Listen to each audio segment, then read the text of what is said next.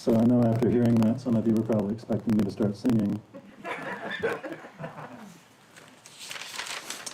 I'm sorry for the abrupt fade out in that exciting part of the music, but if we were to play the entire piece, we would not get to lunch till about 3 o'clock. So we do hope that all of you will stay for lunch. We've done our best to create a COVID-sensible dining area indoors and outdoors also for those who prefer that. And for anyone who would rather not climb the stairs up to the house, we have a wheelchair available, and we have some young men who'd be happy to wheel you up to the front door. So please do stay for lunch. The last piece of music that we just heard was the prelude to the Rheingold, which is the first of the 4 operas that make up the Ring of the Nibelung. For a devotee of the Ring, and my mother was an exemplary devotee of the Ring, to sit in a darkened theater and to listen to that long, very long, rising crescendo all on a single chord is thrilling in a way that I just don't have words to describe, really. And it's a thrill that many of us here were introduced to by my mother. Eileen and I were lucky enough to attend 5 rings with her, 4 different productions in 3 different cities. I learned to love classical music when I was very young because of my mother. I loved listening to her play the piano, which she did very often. I remember how excited she was when she could finally afford to buy a Steinway. The delivery crew had to haul it around the back of the house. I forget if they had to drive over the grass to get there, haul it up a back stairway through a sliding glass door into our living room. It was quite a memorable day. Yesterday, Kathy and I were talking, and she reminded me that how Mom would play, and she would usually turn her own pages because she would usually read from music. So there were always these pauses at particular spots in these favorite pieces that she would play. And we were just so used to hearing it played that way that to hear, say, a recording, someone else playing it, that didn't have those pauses, just sounded wrong. The piano pieces that some of you will have heard before Das Rheingold there were 3 of those pieces that Mom used to play for us. And I have subjected you to my own amateurish playing of them because I wanted to share them.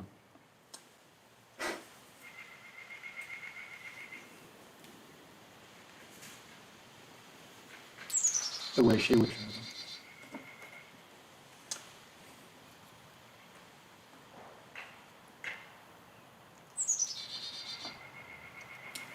Another thing she loved to share with all of us was her passion for wildflowers, and so I'm going to finish with a story my cousin Claire reminded of us this week. I first heard this story from Claire's husband, Jared. If you've been on wildflower walks with Dixie, you know the drill. She stops every time she sees a new plant, no matter how small or nondescript looking it is. She pulls out multiple field guides from her backpack that she carries with her, and she will painstakingly page through until she's sure she has the identification correct. So on this occasion, a walk in, I think, if I have the story right, Hurricane Ridge, maybe on the Olympic Peninsula, one of those beautiful places in the Pacific Northwest. And Jared had only just met my mother, so he didn't know her at all. He didn't know the whole routine for wildflower walks and all that.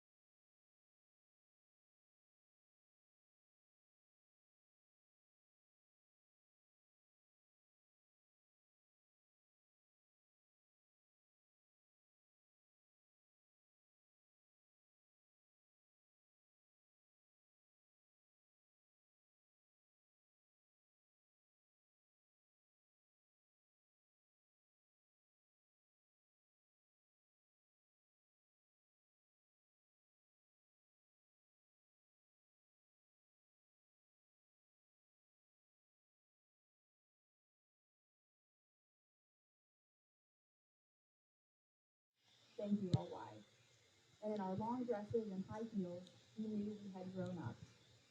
Dixie, our special bond will last through eternity. My tears of love and joy go with you forever. God bless you and keep you in his loving arms. With much love and so many precious memories, happy peace.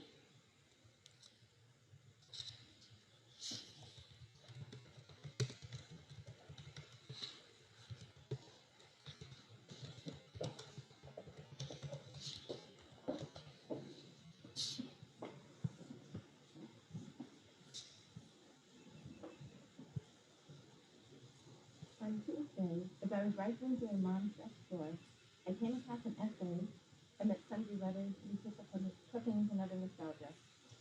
It wasn't immediately clear who the author was, so I began reading. If, on any one of a number of clear days about 12 years ago, you chanced to see a small, very determined-looking young lady of about 5 or 6 years walking from her home on College Street to the model barber shop on the extreme edge of the business district of Clinton, it was probably I. So this point I knew it was one of three people.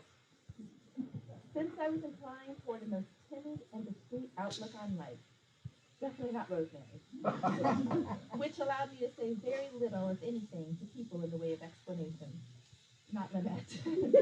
My trips to the model barber shop were invariably preceded by a telephone call from my mother to my barber as to my forthcoming arrival.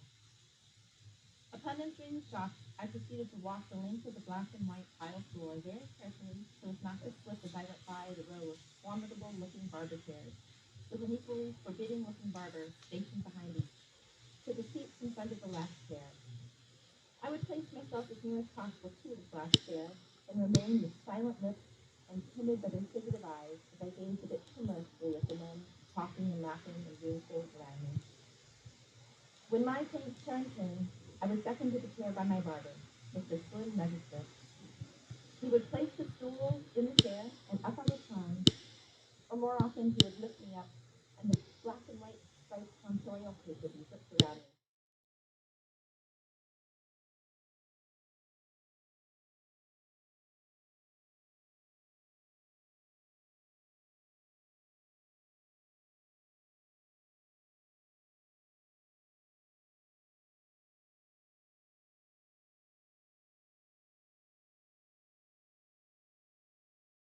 Just short enough to allow the lobes of my ears to show, if I did it right. I felt partially naked with the tips of my ears emerging below my hair, and was always glad for it to grow again, so that they would be covered. However, the most uncomfortable part of the process was that of cutting the veins, which hung directly above my eyes. Even with my eyes closed, the falling hair tickled my nostrils and somehow managed to remain on my tongue and lips when I opened my mouth to blow it away. Then came a pleasant part, I thought, the brush off. He had a very soft and wide brush to remove the excess hair from my neck and face, just before he removed the tonsorial cape from my child's forehead. My hair was finally finished, and my barber turned me around to see the result. Naturally, when he asked me if I liked it, I heartily agreed with him, though usually only by a nod or a shy smile, and once in a great while, with a very low. Mr. Register would sling me down on the floor, and I would stand there hesitatingly and then murmur, "How much?" Even though I knew perfectly well how much it was, because Mother always put the exact change in my hand, and I had sat clutching it tightly throughout the ordeal until my palm was cold and the quarter sticky. Nevertheless, I said, "How much?" And when I received the answer, I carefully placed it in his hand. Thinking about it now, I can almost see him standing there smiling at me, but I didn't really notice it then. I simply walked blindly, but very relieved to have it over. Across the floor, passing the other barbers and their chairs and customers again to the heavy door. I managed to pull it open and struggle out into the bright sunshine. Back home, I carefully walked, as determinedly as I had come, but with a new haircut, and also down my back and on my neck, a few stray hairs, which wouldn't dislodge themselves no matter how I turned and wiggled in my dress. I would very quietly open the door, sneak into the house, and run to the mirror to inspect my new haircut before anyone else saw it. And even if I did complain that it was too short, I really was quite pleased with it. All the remaining evidence of those 5 to 2 trips to the model barber shop consists of a few photographs revealing the style of the hair and some pleasant memories. But sometimes I cannot help wondering if Mr. Register remembers them too. So that was an essay that she wrote for a contest, and you can see her grand prize upstairs. Oh, really going for lunch. Mom loved to remember. One story she loved to tell was when Jeff was about 5 years old. She came upon him sitting alone in the kitchen, looking very solemn, as he sat at the table eating a snack. He suddenly piped up, "I'm happy." You don't have to be smiling to be happy. I'm happy because I'm eating space food sticks. And space food sticks are my favorite food. And then he went on silently chewing, keeping any further contemplations to himself. I must have been an exasperating child. Mom was reminding me about the time I pleaded for a dog. She responded that having a dog would be as much trouble as having another child, to which I countered, "So that's all I've been to you? Trouble?" But despite my dramatics, Mom was endlessly patient with me. She never raised her voice, but would let me know her displeasure with a simple, "Well, can I try?" Mom never did things halfway. As anyone who ever saw her impressive collection of books or beanie babies can attest. She learned a variety of different crafts, from black tuck to needlepoint to stained glass. When she decided to try her hand at knitting, she didn't start with a small project like scarves or mittens, but with an enormous Afghan size for a double bed. Mom would drive me to my music lessons, and while she waited, she would pull out her latest needlecraft from her coat bag and work away to the tune of me struggling over scales and fingering. One bag would give away to a larger bag each week, until finally she had no choice but to stuff the substantial project into an industrial-sized black trash bag that she lugged up and down the steps of my music teacher's house with every lesson. Once the knitted Afghan was completed, the process was repeated as she took up her day. Mom delighted in her grandchildren. Buying interesting and educational toys for them became a hobby. For Christmas one year, she decided that each set of grandchildren needed a classic set of wooden blocks. The catalog from which she ordered them had 62 sets and 92 sets. Of course, only the 92 sets were due for Dixie. It wasn't long after she ordered them that she received a call from the credit card company saying that her bill was unusually high. She explained that she just been doing Christmas shopping for her grandchildren, so there was nothing to worry about. Mom wasn't home when the UPS driver arrived. He was instructed to just put the boxes in the garage. There are a lot of boxes, he started. Don't worry, it's a big garage. When Mom returned home, she had no explanation for the dozens and dozens of neatly stacked cardboard boxes awaiting her. The company had sent her 90 sets of 60-piece blocks instead of the free 90-piece sets that she had ordered. It was unfortunate that the 90-piece set was comprised of a 60-piece set and a supplementary 30-piece set, because within 2 weeks, 90 additional boxes of the 30-piece set were delivered. Mom was a trailblazer, both figuratively and literally. In the years following the searches of Hog Mountain, we spent countless hours plunging through the woods to create new paths and track down plant species. Sometimes when I hike with friends now and suggest a certain route, they are incredulous. "But there is no path. You can't possibly make it through that tangle of brush." "But sure we can," I say. "You just chomp on the briars at their roots. You plunge your hands through the branches and move them away. Just make sure that nobody behind you is going to get hit. And you just plunge right on in." Goodbyes are hard, and we've been saying goodbye to Dixie in many ways for over 20 years. But today I'm grateful for an opportunity to remember her at her best, her warmth and her creativity, her brilliance and her dedication to those she loves. Rest in peace, Mom.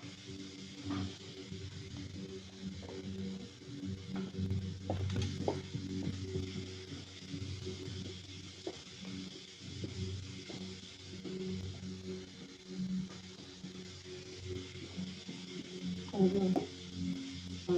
Lindsay. I'm one of the two grandchildren. Thank you all for being here. Celebrate your life. My grandmother, with all her warmth and compassion and generosity, had a really special talent for getting people together. I'm sure she would be really happy to see us all here. I'll be reading a few words from Newton. He's a relative of Mr. Brennan. He'll be here today. Dixie is a beautiful, hardworking, kind-hearted, sincere, and caring person. She and Dr. Sue's selfless tours have helped many families and helped many people complete their studies and embark on the road to success in life. I remember that when I first arrived in the United States, I was staying at her house, waiting for college to start. At one point, her house was under construction. I thought that I could work with the construction team to help paint the walls. But Dixie said that your current task is to concentrate on studying, not work. When I left her home to go to school in New York, she gave me money for tuition and took out all of her coats and let me pick one. At the end of the first semester, Dixie came to me in New York and found that I didn't have a scarf, so she bought me one, and a hat and gloves. She always sent warmth when others needed it. Dixie not only gave selfless help financially, but also gave great encouragement spiritually.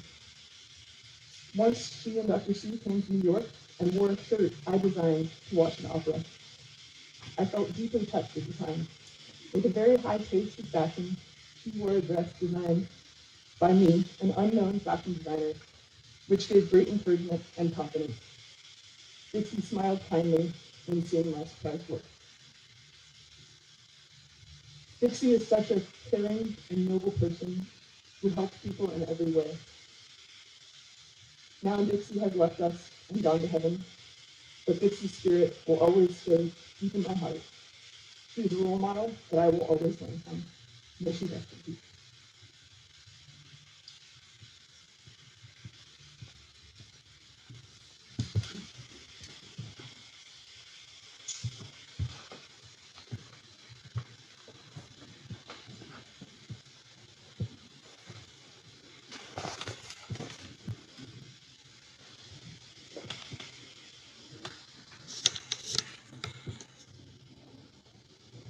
Well, thank you all for coming to this wonderful occasion to remember Mom's life and her passing. And as we all recall our memories and our love for Mom, we also recall her beautiful spirit. I know everyone here will have memories of her giving a generous heart and her intelligence and her determination and quiet perseverance, as well as we've already heard about her appreciation of life, of the meditative of nature, and of the arts in so many ways. It's very inspiring. And I certainly have a renewed appreciation for how special her parents landed in Dixie Boney. Where the world is definitely a better place for all of us.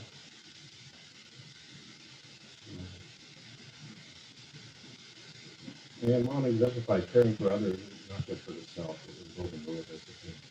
And because of her good intentions and her actions were good results, and it will continue to have positive effects. And I'm still not sure how she managed to raise 4 children and manage to do the medical practice and to keep up with any positions and to do the extra bedtime and to always be ready to go that extra mile. She took us on trips, educational trips to Chicago, to see the museum, to the history and testing, Robert Emerson. The came through lineup around 2:30 in the morning, or sometimes it was usually about an hour late. And she also took us there to see the King Tut exhibits, to the Smithsonian Museum specifically. And she just encouraged us in that quiet way for where we need to go. I think my fondest memories are of the yearly trips from Ohio to North Carolina to see grandmother and grandfather at 705 College Street in Clinton. In those days, it took about 13 or more hours to drive in one day, which we would do in one day often. And then after a week with grandmother and grandfather, fishing in the local ponds and so forth, we would go to the beach at Salted Pass, and we would make the extended bonus family. And we would stay in 2 cottages side by side there. And it was a wonderful coming out at the time, and fishing and swimming and paddling, playing in the waves, and wonderful things. And then there was a year when I was 8, and I overheard Aunt Rosemary telling Mom and Annette what an adventure it would be to hike to Fort Lauderdale. And I guess I thought that sounded like a good idea. And so a little later, I casually mentioned to grandmother who was at the sink, and she was probably making camp in the front of her grapes that grew outside, called in front of the yard. And I said, I'm going to Fort Lincoln. And she said, okay. And in her mind, she probably thought I said I was going outside to play or something like that. And so I walked and I crossed the iron canopy there and collected a fan cell and an old radio tube. Uh, and then I crossed another pier. And just the end of the island never seemed to get any closer. At some point, I grew tired and I turned around without having reached my goal. And I had no idea that I was missed or that people were frantically searching for me. And after some time, they contacted the beach patrol, and they were showing Jeff as an example of what I looked like, only a little bit taller. And during the exchange, I told Mom that if I had drowned, my bloated body would wash up probably 3 days later onto the shore. So I didn't know any of this, and I turned around, I crossed back under the 2 piers, and I continued on, and maybe I was, a half a mile from our beach, and the Jeep pulled up and asked if I was Michael Sue, and so I still didn't know what was going on, so but I got in the Jeep, and we drove up, and the Jeep stopped at our beach, and Mom was up on the roof.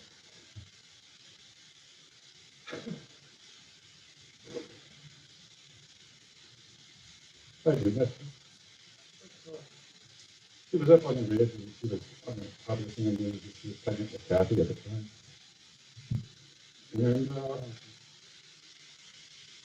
And most of the family was there to witness it as well, because they were all looking for me. I'm sure they were maybe were around. And so I didn't understand in my mind, but as soon as she saw me, she was so emotional. And I could feel exactly what she was feeling. So I let her feel it, I cried, and we hugged, and said, I'll be in. Sort of a funny story, but. And I think it was the brand that said tears of joy and tears of sorrow are almost the same thing. So poor Mom, and I guess parenting is harder sometimes. It seems better on some days, and I'm sure I tested her again a few times. And Kathy says I could tell you about the time I ran away, but right now. Um, but I have so many memories that keep coming back. It's been waves all week. And I remember the last time when she went to Hog Mountain. Audrey and I took her there, and she was already affected by the illness, but it was the last time she got to go. And when we came back, um, it was probably the most beautiful colors, fall colors I've ever seen. And she could still appreciate them wordlessly. And so that was something to cherish. And Mom loved flying in as well. This is like flying in here. And she had many fly-ins, and Dad said too. And I think the story goes that at some point she collected some, and Dad said, "Okay, I think we've had enough fly-ins. We don't need any more." And this one, Dad bought in Hawaii at the PX actually, and it got broken, and the hand fell off, and Mom glued it back together. I think it's probably one of my favorites. And she fixed it herself, and it's a little worse, a little wear and tear, but still standing. And it reminds me of her. Name 20, and the full name of 20 is Quan Chi Yen, but she was very surprised in many places of the world. And we respond compassionately. So it's sort of, I think, a symbol that resonated with her once she left it somewhere. And those of you who've been to Hog Mountain know that she has a stone statue of Quan Yen that was outside the kitchen window that she could see, and she was watching the dishes. But she said, and the Jesuits gave Quan Yen the name Goddess of Mercy, and they were mentioned in it's a beautiful name. Mom passed away Monday night, very peacefully, and the family has come together to share these memories and to share this for her. It's been a very special week. And I think it occurs to me that the process is partly driven by a desire to remember her wonderful spirit after a long and painful and somewhat tragic end to her life. And we've been able to see how she does live on in friends and family and in memory and in other ways. And one night I was trying to remember her and reach her, and I think I looked at her and went, the connection inside myself that feels like it can never be resolved or broken or diminished. And this has given me some fortitude of spirit this week, and I know Mom is in a better place and she's loved by God.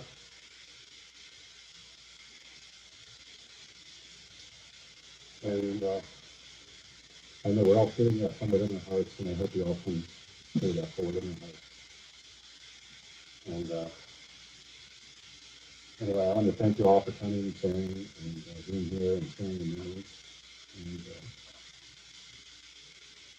And I know Mom loves you all. So, thank you all.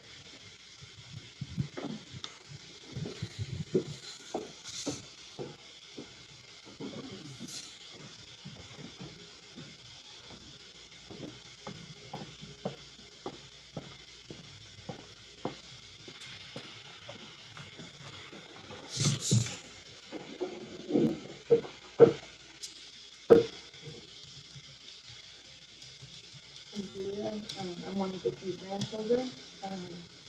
I'm going to share some stories, messages from friends in Ohio. The first message is from Denise Cook, who works with both of my grandparents. Denise says, I lived in Lima, Ohio, where Dr. Dixie and Dr. L.Y.C. practiced. I was a nurse that had the honor of working with both of them. They were fabulous physicians. I have two wonderful memories of Dr. Dixie.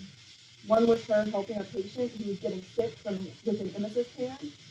I was so impressed, as most physicians would call for the nurse and leave the patient.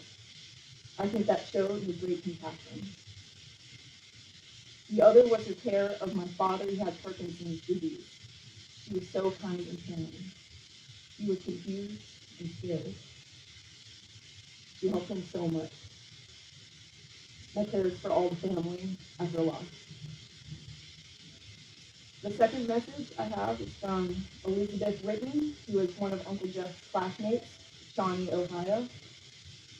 Beth says, I was friends with Jeff and Mike Soo. Jeff and I were in the class in 1982.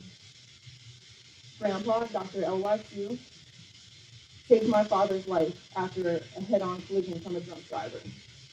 There were several specialists and surgeons who were a big part of my father's recovery, but Dr. Soo was by far the reason my father lived. Dr. Dixie Soo treated me for epilepsy when I was a young teenager, and I truly loved her. Thank you.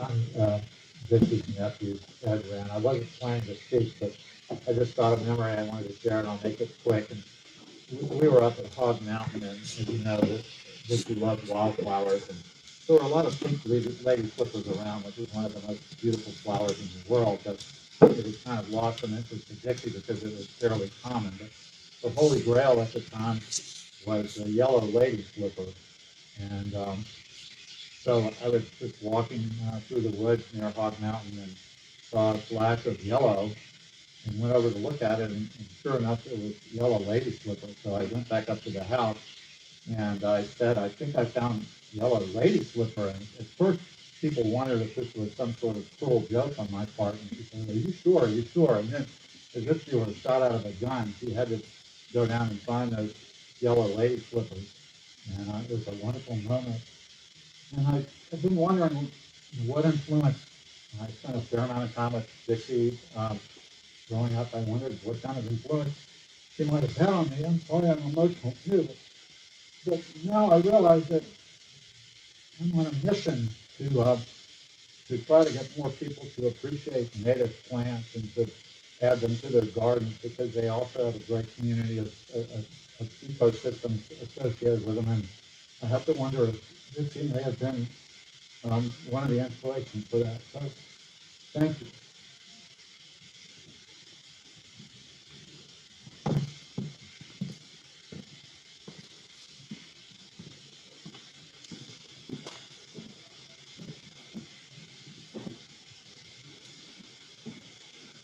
Thank you to everyone who is here or listening this afternoon. Dixie was devoted to her friends and family, and it means so much to us that we can be part of this community.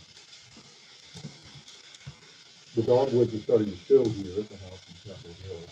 The flowering plums are mostly over, and the red buds are blooming.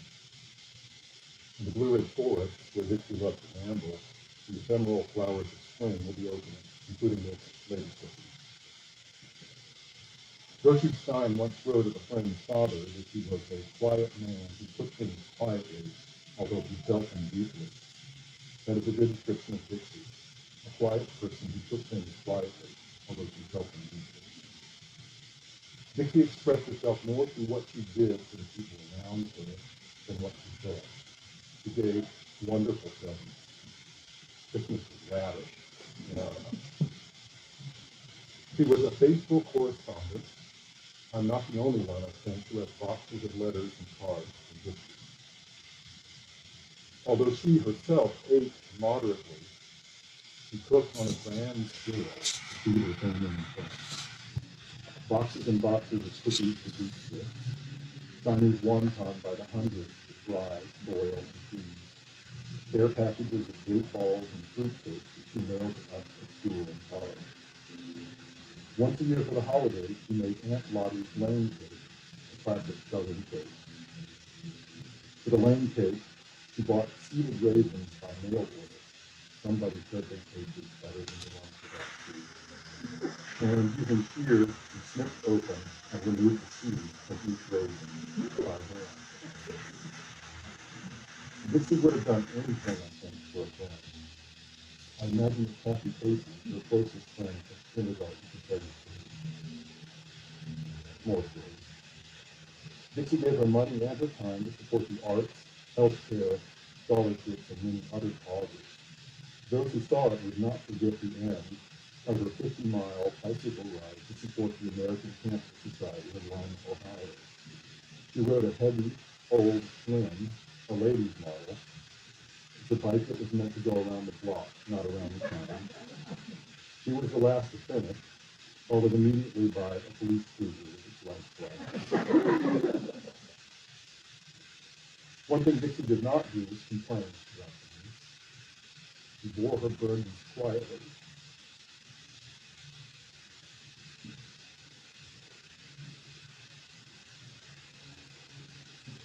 And gracefully.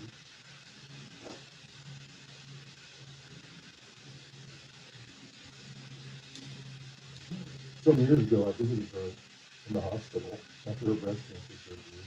I'm smiling because I have the tendency to make noises like a baby rhinoceros. She also has been given the dementia diagnosis. When I asked her how she was doing, she said only, well, it can be a little difficult at times. Dixie loved her grandchildren. I'm sorry that the illness shortened the time they had to. You once told Kitty, my wife, I'm only greedy about two things, land and rent. On the land side, she bought up hundreds of acres of hills and forests around Hog Mountain in the Blue Ridge. And for her grandchildren, Jessie, Cecilia, Zoe, Lindsay, Emily, Julia, Ruby, and Nick, there's no way to measure how much she loved them. Dixie loved one person above all others, my father, in a white suit, and she called him. After I stop talking, you will hear the closing minutes of the opera Barbadonia. The opera is the last in Wagner's Ring. The Ring is a cycle of 4 operas that runs for more than 15 hours over 4 nights of music. The operas are built around repeated musical themes that represent characters and story elements. Those of you who know the Star Wars movies get the idea. There's a theme for Darth Vader, one for Luke Skywalker, one for Leia, and so on. Back to Wagner. Dixie loved the Ring cycle. She studied it, memorized the German libretto, listened at home to the many recorded versions she owned, and traveled around the world to do the office in person. As Jeff said, many of you here were with her on those trips. The Ring begins with two doomed lovers, proceeds through tragedy and betrayal, and ends 15 to 17 hours later on the funeral pyre of two more doomed lovers, the son of the first pair and the Valkyrie Brunhilde. In the final minutes of the final opera, Brunhilde rides onto her lover's burning pyre. The flames then rise to consume the world of men and the hall of the gods, so that a new innocent world can be born. The finale weaves together the most important musical themes from the four operas, but the theme that prevails at the end is called Redemption Through Life. As you listen to these 3 or 4 minutes of music, I ask you to think of Dixie, moved as she must have been after 4 nights of the music and spectacle she loved so much, when the closing notes herald the birth of a new world, created by love. Hit it, Jeff. See,